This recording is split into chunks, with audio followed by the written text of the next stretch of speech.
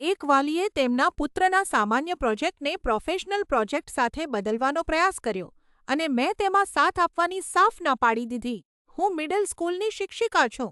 અમારા અંતિમ વિજ્ઞાન પ્રોજેક્ટ માટે મેં મારા વિદ્યાર્થીઓને ઇકોસિસ્ટમ મોડલ્સ બનાવવા કહ્યું હતું. મુખ્ય નિયમ શું હતો? તે મોટે ભાગે ક્લાસમાં જ કરવાનું હતું. હું વિદ્યાર્થીઓની સમજણનું મૂલ્યાંકન કરવા માંગતી હતી, તેમના માતા પિતાના કૌશલ્યનું નહીં. એક વિદ્યાર્થીએ શૂ બોક્સનો એક સાદો મોડલ જમા કરાવ્યો. તે ઉતાવળથી બનાવેલો હતો, તેમાં કેટલીક ભૂલો હતી અને સમજૂતી ખૂબ જ ટૂંકી હતી. મેં તેને બી ગ્રેડ આપ્યો કારણ કે તેણે સ્પષ્ટપણે પ્રયત્ન કર્યો હતો. 2 દિવસ પછી તેની માતા એક અદ્ભુત મોડલ લઈને મારા ક્લાસરૂમમાં આવી, જેમાં નકલી મોસ, પ્લાસ્ટિકના પ્રાણીઓ, પ્રિન્ટેડ લેબલ્સ અને લાઇટિંગ પણ હતું. તેણીએ દાવો કર્યો કે આ અસલી વર્ઝન હતું જે તે શાળામાં પૂર્ણ કરી શક્યો નહોતો અને તેણે માંગ કરી કે હું તેનો ગ્રેડ બદલી નાખું.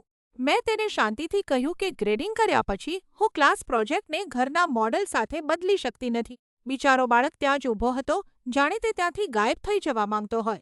મેં તેને તેની ભૂલો સુધારવાની અને પાર્શિયલ ક્રેડિટ માટે મૌખિક સમજૂતી આપવાની તક આપી, પણ તેની માતાને આ વાત મંજૂર નહોતી.